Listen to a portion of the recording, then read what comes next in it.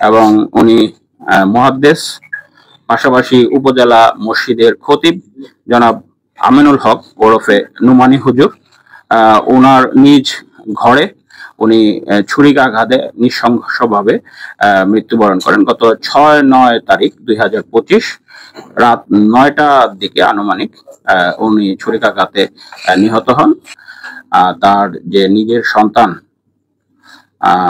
প্রথম সন্তান তার ছেলে রেদওয়ান, তার হাতে কাটা দাগ পাই। এইটা দিয়ে আমাদের সন্দেহটা শুরু হয়। তারপরে তাকে অন্য সব পরিবারের সদস্য অন্যদের মতো তাকেও জিজ্ঞাসাবাদ করা হয়। তারপরে করতে করতে করতে করতে একটা পর্যায়ে গিয়ে আমরা যেটা জানতে পারি, এই নৃশংস হত্যাকাণ্ডটি তার নিজের সন্তানই এটা করেছেন।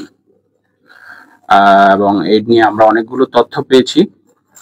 তার সন্তান, এটার একটা অন্যতম কারণ ছিল তার পিতা তাকে অত্যন্ত কড়া শাসনে রাখতেন, এটা তার একটা অভিযোগ। এবং এই ছোট থেকেই কড়া শাসনের কারণে তার ভিতরে একটা বিক্ষুব্ধ ভাব জন্ম নেয়, ক্ষোভ, এবং তার কাছে মনে হতো যে তার কোনো স্বাধীনতা নেই। তোর বাবা নামাজ পড়ে গিয়ে দরজা ভিতরে লক, মেইন গেটটা লক করে, দরজা উনি লক করে ভিতরে গিয়ে উনি পাঞ্জাবিটা রেখে কম্পিউটার, ও ছেলে জানতো তার বাবা যে কম্পিউটারে কাজ করে, এটা তার জানা ছিল। যখন উনি 8টা 51 দিকে তার বাসায় প্রবেশ করেছে, আমরা যে অন্য যারা রেসপন্ডার ছিল এবং যারা তার সঙ্গে নামাজ পড়েছেন তাদের বক্তব্য থেকে আমরা এরকমই একটা সময় পাচ্ছিলাম 8টা 50 বা 52 দিকে, 51-52 দিকে উনি মসজিদের থেকে বাসার দিকে গিয়েছেন। তো আমরা তাকে ওই ছেলে যখন উনি ওনার বাবা যখন ওই কম্পিউটারে কাজ শুরু করেছে, তখন এই ছেলে দরজায় নক করে। দরজায় নক করার পরে বাবা তাকে জিজ্ঞেস করে কে, তখন বলে বাবা আমি রেদওয়ান।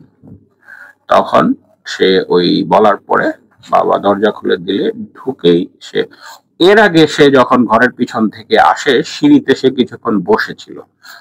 তার বক্তব্য মতো তার শরীর তখন কাঁপছিল, কিন্তু তার সিদ্ধান্ত ছিল না, এই সিদ্ধান্তটা সে যে কোনো মূল্যে হোক ওই দিনই বাস্তবায়ন করবে, এছাড়া আর তার মুক্তির কোনো উপায় নাই। এই চিন্তা থেকে সে যখনই দরজাটা খুলে সে কোনো রকম কাল বিলম্বন না করেই প্রথম ছুরিটা চালায়, যেটা তার পেটের কাছাকাছি একটা স্পট আছে, আপনারা ওইটা প্রথম লাগে। এটা লাগার পরে ওর বাবা ছুরিটা ধরে ফেলে। আমাদের সুরত হালেও ওর বাবার হাতে কাটার দাগ আছে।